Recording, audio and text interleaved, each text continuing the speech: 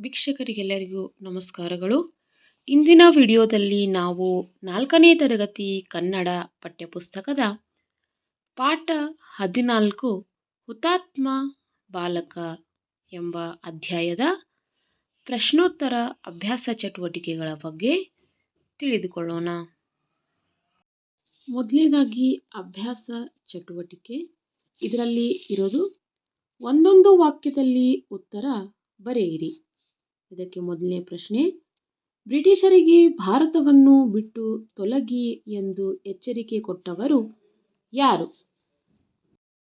ಉತ್ತರ, ಬ್ರಿಟಿಷರಿಗೆ ಭಾರತವನ್ನು ಬಿಟ್ಟು ತೊಲಗಿ ಎಂದು ಎಚ್ಚರಿಕೆ ಕೊಟ್ಟವರು ಮಹಾತ್ಮ ಗಾಂಧೀಜಿ.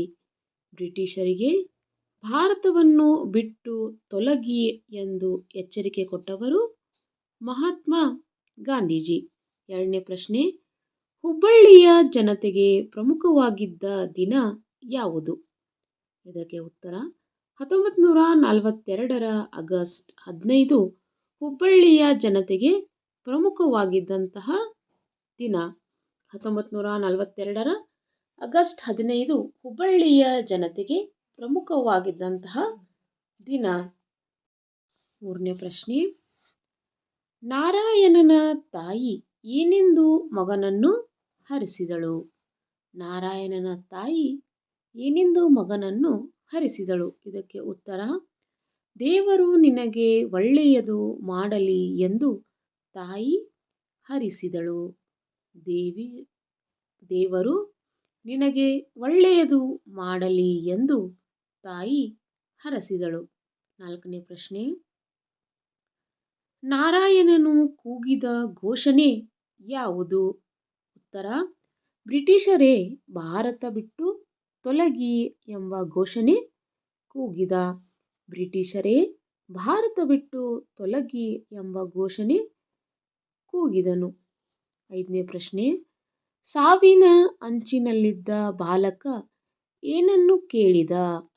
ಸಾವಿನ ಅಂಚಿನಲ್ಲಿದ್ದ ಬಾಲಕ ಏನನ್ನು ಕೇಳಿದ? ಇದಕ್ಕೆ ಉತ್ತರ, ಸಾವಿನ ಅಂಚಿನಲ್ಲಿದ್ದ ಬಾಲಕ ಸ್ವರಾಜ್ಯವನ್ನು ಕೇಳಿದ. ಸಾವಿನ ಅಂಚಿನಲ್ಲಿದ್ದ ಬಾಲಕ ಸ್ವರಾಜ್ಯವನ್ನು ಕೇಳಿದ. ಇನ್ನು 2-3 ವಾಕ್ಯಗಳಲ್ಲಿ ಉತ್ತರ ಬರೆಯಿರಿ. ಮೊದಲನೆಯ ಪ್ರಶ್ನೆ, ಬಾಲಕ ನಾರಾಯಣ ಮುಂಜಾನೆ ಎದ್ದು ಹೇಗೆ ಸಿದ್ಧನಾದನು?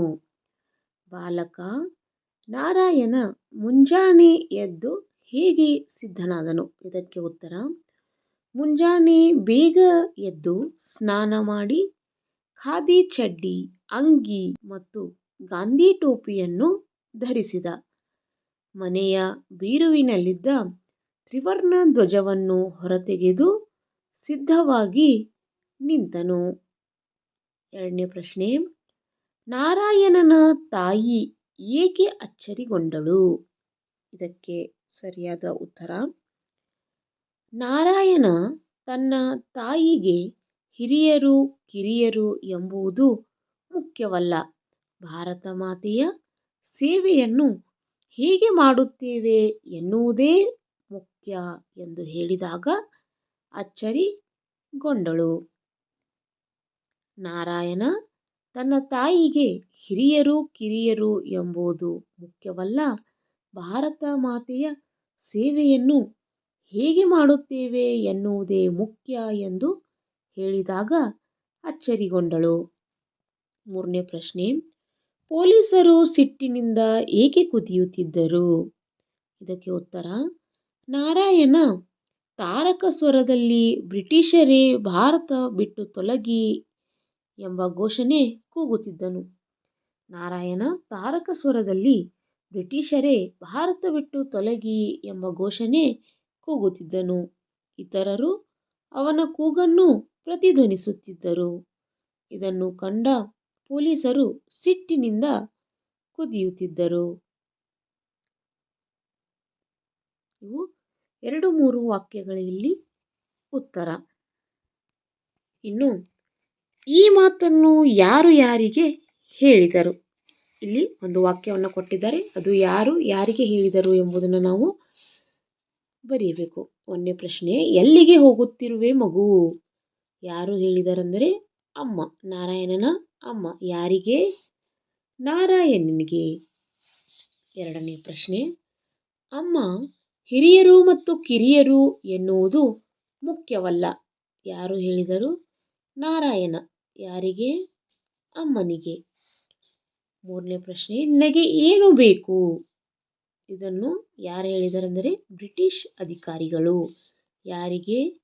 ನಾರಾಯಣನಿಗೆ. ಇದು ಯಾರು ಯಾರಿಗೆ ಹೇಳಿದರು? ಉತ್ತರ. ಇನ್ನು ಭಾಷಾ ಚಟುವಟಿಕೆ. ಭಾಷಾ ಚಟುವಟಿಕೆಯಲ್ಲಿ ಮೊದಲನೇದಾಗಿರುವುದು ಕೊಟ್ಟಿರುವ ಪದ ಗಮನಿಸಿ ವಿರುದ್ಧಾರ್ಥಕ ಪದ ಬರೆಯಿರಿ. ನಾವು ವಿರುದ್ಧಾರ್ಥಕ ಪದಗಳನ್ನು ಬರೆಯಬೇಕು. ಮೊದಲನೇ ಪದ ಅಹಿಂಸೆ. ಅಹಿಂಸೆಗೆ ವಿರುದ್ಧವಾದ ಪದ ಹಿಂಸೆ. ಕಿರಿಯ, ಹಿರಿಯ. ಸಾಧ್ಯ, ಅಸಾಧ್ಯ. ಬೇಕು, ಬೇಡ. ಅಹಿಂಸೆ, ಹಿಂಸೆ, ಕಿರಿಯ, ಹಿರಿಯ, ಸಾಧ್ಯ, ಅಸಾಧ್ಯ, ಬೇಕು, ಬೇಡ. ಇನ್ನು ಮಾದರಿಯಲ್ಲಿ ಸೂಚಿಸಿರುವಂತೆ ಪದ ಬಿಡಿಸಿ ಬರೆಯಿರಿ. ನೋಡಿ, ಮಾದರಿ ಏನಿದೆ? ಧೈರ್ಯವಂತ. ಧೈರ್ಯ ಪ್ಲಸ್ ವಂತ, ಈ ಪದವನ್ನು ಬಿಡಿಸಿ ಬರೆದಿದ್ದಾರೆ. ನಾವೀಗ ಈ ಪದಗಳನ್ನು ನಾವು ಬಿಡಿಸಿ ಬರಿಬೇಕು. ಮೊದಲನೇದಾಗಿ ಗುಣವಂತ. ಇದನ್ನು ಬಿಡಿಸಿ ಬರೆದಾಗ ಗುಣ ಪ್ಲಸ್ ವಂತ. ಶೌರ್ಯವಂತ. ಶೌರ್ಯ ಪ್ಲಸ್ ವಂತ. ಶಕ್ತಿವಂತ. ಶಕ್ತಿ ಪ್ಲಸ್ ವಂತ. ಹಾಗೆಯೇ ಬುದ್ಧಿವಂತ. ಬುದ್ಧಿ ಪ್ಲಸ್ ವಂತ. ಹಣವಂತ. ಹಣ ಪ್ಲಸ್ ವಂತ. ಇವು ಪದಗಳನ್ನು ಬಿಡಿಸಿ ಬರೆಯುವ ರೀತಿ.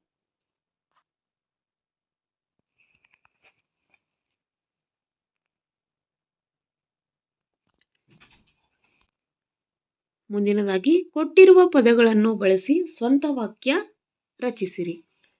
ಮೊದಲನೇ ಪದ ಘೋಷಣೆ. ಇದನ್ನು ಸ್ವಂತ ವಾಕ್ಯ ಮಾಡಿದಾಗ ನಾರಾಯಣ ಭಾರತ ಬಿಟ್ಟು ತೊಲಗಿ ಎಂಬ ಘೋಷಣೆ ಕೂಗಿದನು. ನಾರಾಯಣ ಭಾರತ ಬಿಟ್ಟು ತೊಲಗಿ ಎಂಬ ಘೋಷಣೆ ಕೂಗಿದನು. ಎರಡನೇ ಪದ ಅಹಿಂಸೆ. ಗಾಂಧೀಜಿಯವರು ಅಹಿಂಸೆ ತತ್ವವನ್ನು ಪಾಲಿಸುತ್ತಿದ್ದರು. ಎರಡನೆಯ ಪದ ಅಹಿಂಸೆ. ಗಾಂಧೀಜಿಯವರು ಅಹಿಂಸೆ ತತ್ವವನ್ನು ಪಾಲಿಸುತ್ತಿದ್ದರು. ಗಾಂಧೀಜಿಯವರು ಅಹಿಂಸೆ ತತ್ವವನ್ನು ಪಾಲಿಸುತ್ತಿದ್ದರು. ಮುಂದಿನ ಪದ ಜೋರಾಗಿ. ಜೋರಾಗಿ ಗಾಳಿ ಬೀಸಿದಾಗ ಮರಗಳು ಅಲ್ಲಾಡುತ್ತವೆ. ಜೋರಾಗಿ ಗಾಳಿ ಬೀಸಿದಾಗ ಮರಗಳು ಅಲ್ಲಾಡುತ್ತವೆ. ಇನ್ನು ಆಶ್ಚರ್ಯ. ನಾರಾಯಣನ ಮಾತು ಕೇಳಿ ಅವನ ತಾಯಿ ಆಶ್ಚರ್ಯಗೊಂಡರು. ನಾರಾಯಣನ ಮಾತು ಕೇಳಿ ಅವನ ತಾಯಿ ಆಶ್ಚರ್ಯಗೊಂಡಳು. ಇನ್ನು ಮೆರವಣಿಗೆ. ಜಾತ್ರೆಯಲ್ಲಿ ದೇವರ ಮೂರ್ತಿ ಮೆರವಣಿಗೆ ಮಾಡುತ್ತಾರೆ. ಜಾತ್ರೆಯಲ್ಲಿ ದೇವರ ಮೂರ್ತಿ ಮೆರವಣಿಗೆ ಮಾಡುತ್ತಾರೆ. ಇನ್ನು ಮುಂದಿನದಾಗಿ ಈ ಕೆಳಗಿನ ಶಬ್ದಗಳಿಗೆ ಶಬ್ದಕೋಶದಿಂದ ಅರ್ಥ ಹುಡುಕಿ ಬರೆಯಿರಿ. ಮೊದಲನೇ ಪದ ನೆರವು. ನೆರವು ಪದದ ಸಮಾನಾರ್ಥಕ ಪದಗಳು ಸಹಾಯ, ಹಾಗೆಯೇ ಬೆಂಬಲ. ಇನ್ನು ಹರಸು. ಹರಸು ಪದದ ಅರ್ಥ ಆಶೀರ್ವದಿಸು. ಅದ್ಭುತ. ಅದ್ಭುತದ ಅರ್ಥ ಆಶ್ಚರ್ಯ, ಹಾಗೆಯೇ ವಿಸ್ಮಯ. ಇನ್ನು ಕಸುಬು. ಕಸುಬುದು ಅರ್ಥ ಕೆಲಸ ಅಥವಾ ಉದ್ಯೋಗ. ಇನ್ನು ಮುಂದಿನದಾಗಿ ಬಳಕೆ ಚಟುವಟಿಕೆ ಅಂತ ಇದೆ. ಇಲ್ಲಿ ಯಾವ ಚಟುವಟಿಕೆಗಳನ್ನ ಕೊಟ್ಟಿದ್ದಾರೆ ಅಂದರೆ ವೃತ್ತದೊಳಗಿನ ಪದವನ್ನು ಅದರ ಸಮಾನಾರ್ಥಕ ಪದಗಳೊಂದಿಗೆ ಗೆರೆ ಎಳೆದು ಜೋಡಿಸಿ. ಇಲ್ಲಿ ವೃತ್ತದಲ್ಲಿ ಒಂದು ಪದವನ್ನು ಕೊಟ್ಟಿದ್ದಾರೆ.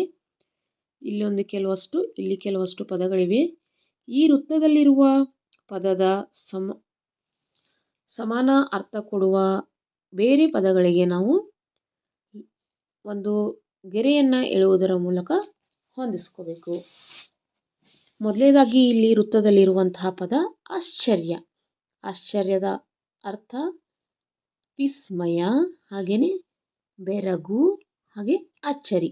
ಇಲ್ಲಿ 3 ಪದಗಳು ಇದಕ್ಕೆ ಸಮಾನವಾದ ಅರ್ಥವನ್ನು ಕೊಡುತ್ತವೆ. ಅಚ್ಚರಿ, ಬೆರಗು, ವಿಸ್ಮಯ. ಇನ್ನು ಕಾಡು.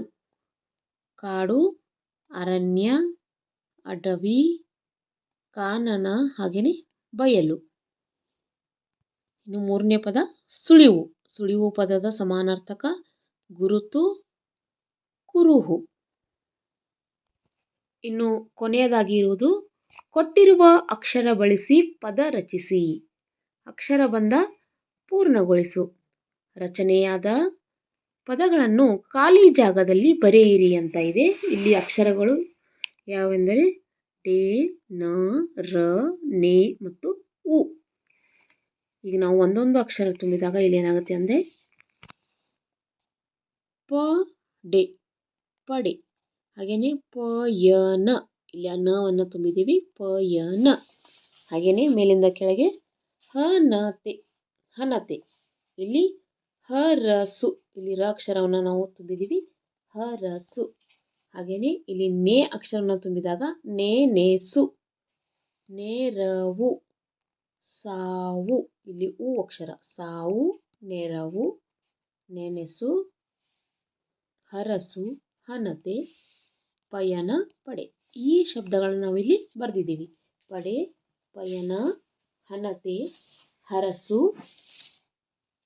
ನೆನೆಸು, ನೆರವು, ಸಾವು. ಇದಿಷ್ಟು ಹುತಾತ್ಮ ಬಾಲಕ ಅಭ್ಯಾಸ ಚಟುವಟಿಕೆ. ಈ ವಿಡಿಯೋ ತಮಗೆ ಇಷ್ಟ ಆಗಿದ್ದರೆ ದಯವಿಟ್ಟು ಶೇರ್ ಮಾಡಿ, ಲೈಕ್ ಮಾಡಿ, ಹಾಗೆಯೇ ಸಬ್ಸ್ಕ್ರೈಬ್ ಮಾಡಿ.